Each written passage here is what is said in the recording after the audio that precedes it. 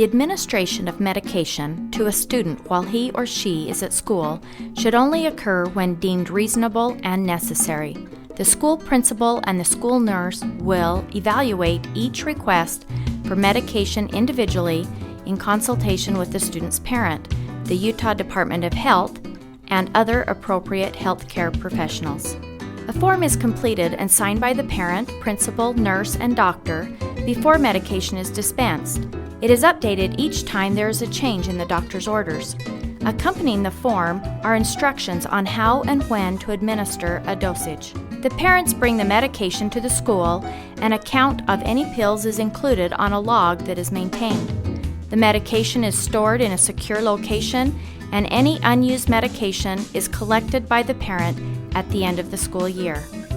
Students with diabetes fill out a form if school personnel are allowed to administer glucagon in emergency situations. Training is also available for employees who want to be authorized to use epinephrine auto-injectors for anaphylaxis. The school nurse or other personnel designated by the principal can administer Tylenol or ibuprofen to students, but permission from the parent is required each time, and those are also added to the medicine log. Students may possess and use only a single dose of over-the-counter or prescription medicine, or enough to cover the period that they are in school. They may also self-administer asthma medication, epinephrine, or diabetes medication if they have a signed form on file at the school.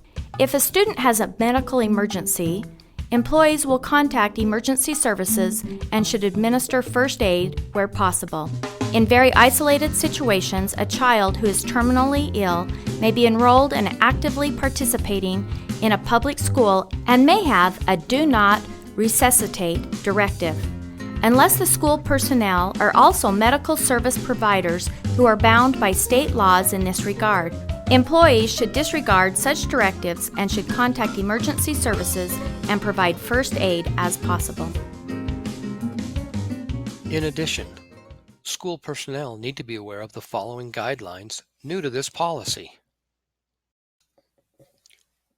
School personnel may provide information to parents or other appropriate school personnel about a child regarding student progress, health and wellness, social interactions, and behavior.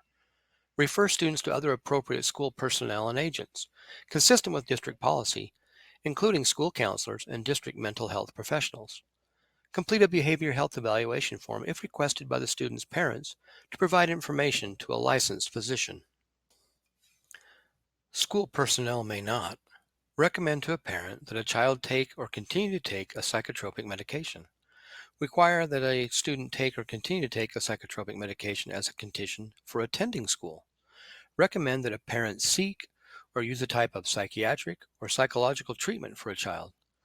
Conduct a psychiatric or behavioral health evaluation or mental health screening, test, evaluation, or assessment of a child.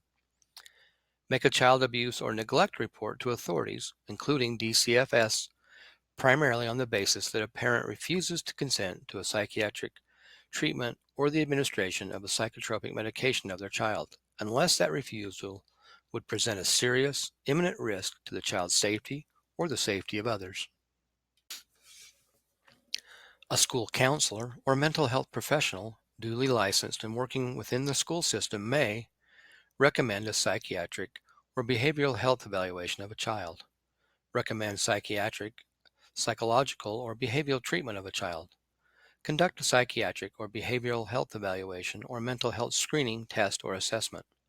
Provide to a parent, upon a specific request of a parent, a list of 3 or more healthcare professionals or providers.